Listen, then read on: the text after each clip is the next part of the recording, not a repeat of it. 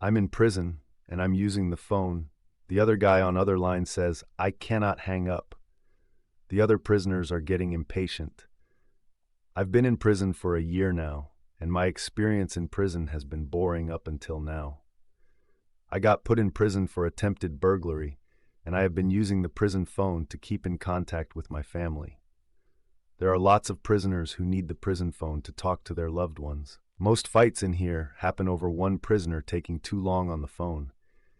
I am usually very good, and I try not to take up top much time. My wife is disappointed in me, and my children are still too young to understand. As I called my family from the prison phone, the line was very long that day. Lots of prisoners wanted to use the phone. As soon as I called my wife, a stranger answered the phone. He was laughing and he told me that he had my wife and children all tied up. He told me that I alerted anyone, then he killed them, and also I wasn't allowed to put the prison phone down. I looked behind to see that queue had gotten longer, and the other prisoners were losing patience. One guy shouted, "How long you gonna be, man?" I quietly begged the man not to hurt my family, and all he told me was not to put the prison phone down, or else my family will die. Then, more gruntled prisoners were becoming annoyed, and they were all shouting at me to hurry up with the phone.